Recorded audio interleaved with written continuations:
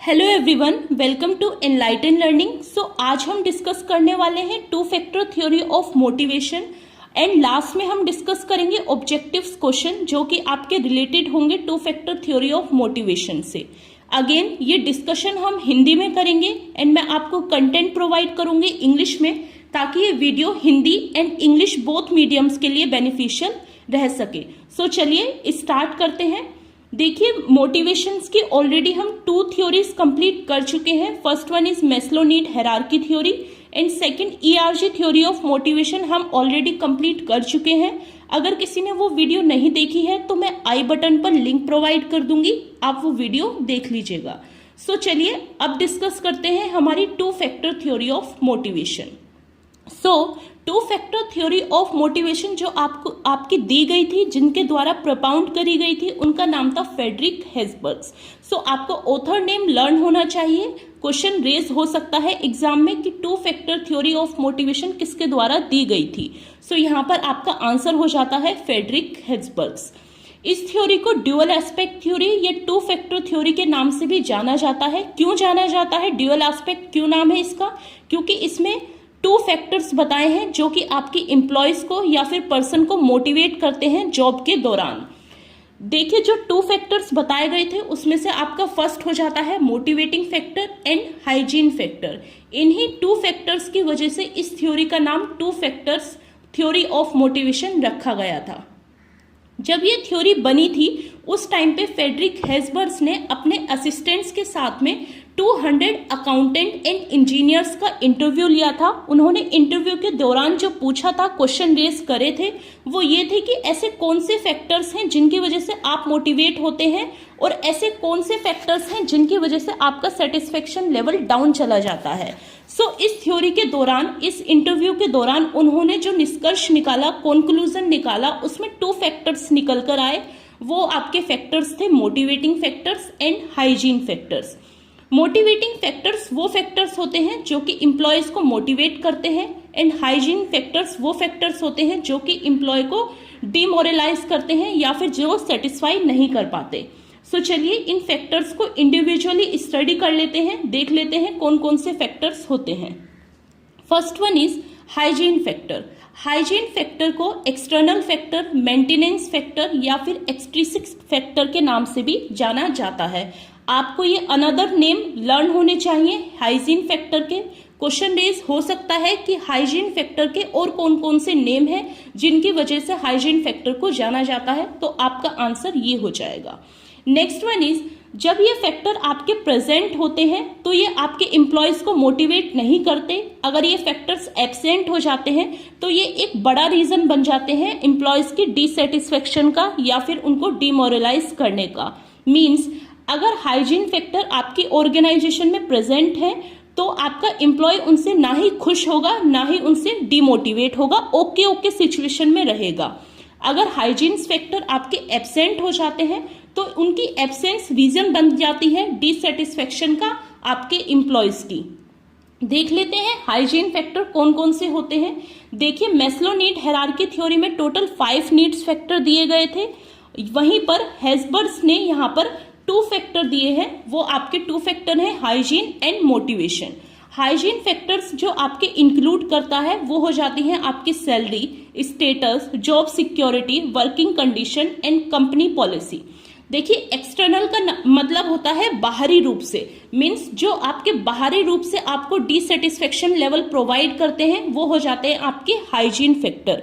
UGC net में question raise हुआ है लास्ट ईयर्स में कि कौन कौन से फैक्टर ऐसे हैं जो हाइजीन फैक्टर हैं, तो आपको ये फैक्टर्स सभी लर्न होने चाहिए। नेक्स्ट हो जाता है आपका मोटिवेटिंग फैक्टर या फिर मोटिवेशन फैक्टर। इन फैक्टर्स को इंटरनल फैक्टर या फिर ग्रोथ फैक्टर्स के नाम से भी जाना जाता है। इंटरनल फैक्टर को इंट्रिंसिक फैक्टर भी आप बोल सकते हैं। ये फैक्टर्स वो फैक्टर्स होते हैं जो कि एम्प्लॉय को मोटिवेट करते हैं। अगर ये प्रेजेंट है तो आपका एम्प्लॉय सेटिस्फाई रहता है, मोटिवेट रहता है। अगर ये एब्सेंट भी हो जाते हैं तो भी एम्प्लॉय ओके रहता है, वो डीमोटिवेट नहीं होता। वहीं हाइजीन फैक्टर में अगर एब्सेंट होते हैं तो वो रीजन बनता है डिससेटिस्फेक्शन का। मोटिवेशन में एब्सेंस आपकी डिससेटिस्फेक्शन का रीजन नहीं बनती। एम्प्लॉय यहाँ पर ओके सिचुएशन में रहता है।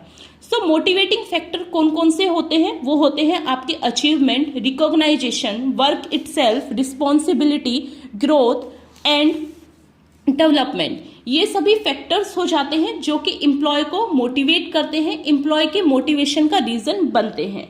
इन short there is two factor, यहाँ पर दो फैक्टर हैं जो कि एम्प्लॉय को मोटिवेट करते हैं, उनके मोटिवेशन का रीजन बनते हैं। फर्स्ट है आपके हाइजीन फैक्टर, सेकंड हो जाते हैं आपके motivation factor.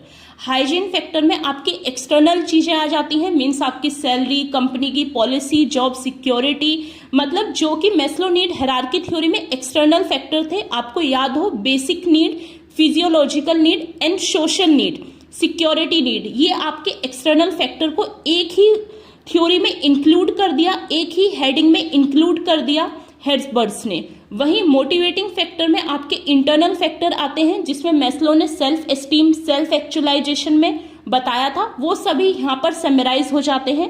Achievement, recognition, respect, responsibility, work itself या फिर ग्रोथ और डेवलपमेंट बन जाते हैं आपके मोटिवेशन फैक्टर।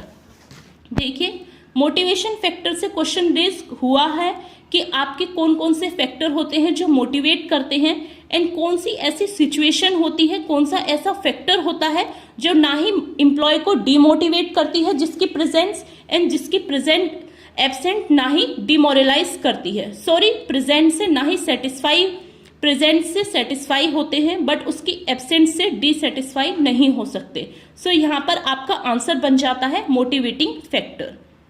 सो चलिए डिस्कस कर लेते हैं और कौन कौन से मोटिवेशन फैक्टर हो सकते हैं जिनकी सहायता से कोई भी ऑर्गेनाइजेशन अपने एम्प्लॉयज को मोटिवेट कर सकती है। सो कंक्लूजन ये निकल के आया इस स्टडी का, इंटरव्यू का, कि ऐसे 3 फैक्टर्स हैं जिनकी वजह से एम्प्लॉयज मोटिवेट हो सकते हैं। ऑर्गेनाइजेशन मैनेजर एफर्ट डाल के इन फैक्टर्स का यूज कर सकता है।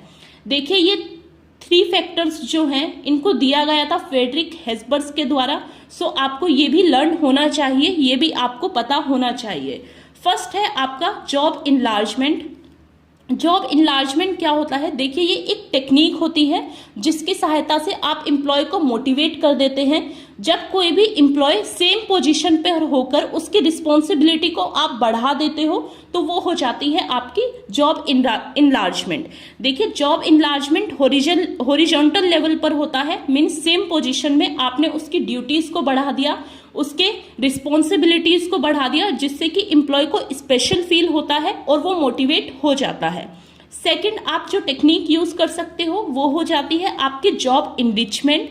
देखिए, जॉब इनरिचमेंट अनदर टेक्निक हो जाती है एम्प्लॉयज को मोटिवेट करने की। बस फर्क यहाँ पर ये होता है कि जो एम्प्लॉय होता है उसको वर्टिकल लेवल की रिस्पॉन्सिबिलिटी दी जाती है। मीन्स मान लीजिए अगर कोई लोअर लेवल पर काम कर रहा है कोई एम्प्लॉय, तो उसको उस लेवल से थोड़ी सी हाई लेवल की रिस्पॉन्सिबिलिटी दे दी, जिससे एम्प्लॉय भी स्पेशल फील करता है, मोटिवेट हो जाता है अपने आप कि हाँ, ऑर्गेनाइजेशन ने मुझ पर अपना ट्रस्ट दिखाया है और मुझे ये रिस्पॉन्सिबिलिटी दी है। Job enlargement and job enrichment दोनों के बीच में जो डिफरेंस है वो केवल यही है कि जॉब इनलार्जमेंट हॉरिजॉन्टल लेवल पर होता है, वहीं जॉब इनरिचमेंट जो होता है आपका वर्टिकल लेवल पर होता है। Next one is job rotation. Job rotation की सहायता से भी आप एम्प्लॉय को मोटिवेट कर सकते हैं। कैसे? जब आपके एम्प्लॉय को सेम टाइम पर सेम जॉब पर आप उसको रोटेट कर दें, मीन्स एक दिन उसका काम चेंज कर दें, उसको दूसरा काम दे दें जो कि उसका नहीं है या जो उसके फील्ड का नहीं है। सो इससे एम्प्लॉय में क्या होगा? इंटरेस्ट बढ़ेगा और वो मोटिवेट होगा, नई नई चीजें लर्न करेगा, सेल्फ एक्चुअलाइजेशन उसमें इंक्रीज होगा। सो जॉब रोटेशन भी आपकी एक टेक्निक हो जाती है। सो ये 3 टेक्निक्स हैं जिनके द्वारा आप एम्प्लॉय को मोटिवेट कर सकते हैं, जिनके हेल्प से आप एम्प्लॉय को मोटिवेशन लेवल को इंक्रीज कर सकते हैं। ध्यान रखिएगा, ये तीनों टेक्निक्स जो आपको दी गई थी, किसके द्वारा दी गई थी? आपके फ्रेडरिक हेर्ट्जबर्ग के द्वारा ये टेक्निक दी गई थी। नेक्स्ट वन इज, चलिए अब क्वेश्चन डिस्कस कर लेते हैं कि कौन कौन से क्वेश्चंस थे जो कि आपके रेज हुए हैं एग्जामिनेशन में या फिर हो सकते हैं।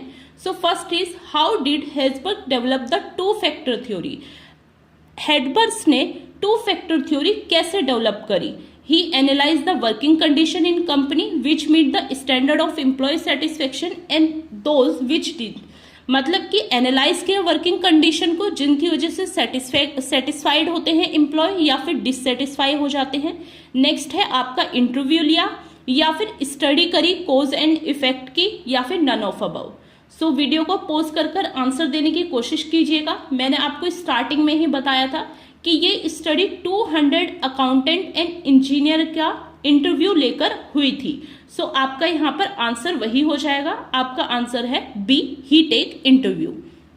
नेक्स्ट क्वेश्चन है आपका dash causes dissatisfaction in the workplace are extrinsic to the work itself and linked to the compensation and job security। अब ध्यान कीजिए कि जॉब सिक्योरिटी एंड एक्सट्रिंसिक्स यानी एक्सटर्नल कौन कौन से फैक्टर्स थे। आपको याद आएगा मैंने बताया था कि एक्सटर्नल फैक्टर होते हैं। सो यहाँ वीडियो को पॉज कर आंसर देने की कोशिश कीजिएगा। सो आपका आंसर हो जाता है hygiene factor. Next question is another name of Herzberg's two factor theory. Another name कौन सा है हेल्सबर्ग्स की टू फैक्टर थ्योरी का? सेटिस्फेक्शन या फिर डिससेटिस्फेक्शन, मोटिवेशन या हाइजीन, मोटिवेशन या डिससेटिस्फेक्शन या फिर हाइजीन या सेटिस्फेक्शन। काफी इजी क्वेश्चन है ये, सभी का आंसर यहाँ पर ठीक होना चाहिए। सो आपका आंसर हो जाता है यहाँ पर answer B, motivation and hygiene factor. आशा करती हूं आपको यह थ्योरी अच्छे से क्लियर हो गई होगी। टू फैक्टर थ्योरी में आपके सभी डाउट्स क्लियर हो गए होंगे। अगर आपको ये वीडियो पसंद आई हो तो लाइक करें, शेयर करें एंड सब्सक्राइब करें।